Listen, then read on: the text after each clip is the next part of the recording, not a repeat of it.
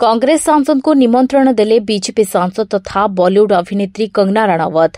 खूब शीघ्र cinema hall को आसुछि कंगनांकर सिनेमा इमरजेंसी, जहां प्रियंकांकर जेजेमा तथा पूर्वतन प्रधानमंत्री इंदिरा गांधींकर सरकार समय एक विवादीय समय।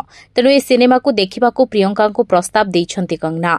संसद रे तांका साथी सांसद प्रियंका सह आलोचना समय कंगना एही आमंत्रण जणाइथिले। तेबे एक साक्षात्कार एहाकु नै कंगना कहिसंती, मु वास्तव में प्रियंका गांधी को संसद रे भेटिथिली। प्रथमे मु तांको इमरजेंसी सिनेमा पई निहाती देखिबा दरकार बोली प्रस्ताव देइथिली। से बहुत भल भाबरे यार जवाब रखिथिले एवं कहिथिले हां देखि पारे। एहा परे कंगना कहिथिले आपनको यह निश्चित पसंद आसीबो।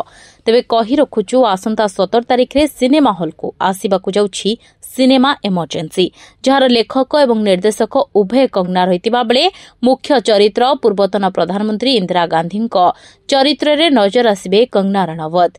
ए सिनेमा 1975 1977 2 वर्षर भारतर अंधकार अध्याय उपरे आधारित। जेतेबेले तत्कालीन प्रधानमंत्री इंदिरा गांधी 1975 जून 25 मध्यरात्रि देशव्यापी इमरजेंसी घोषणा करथिले।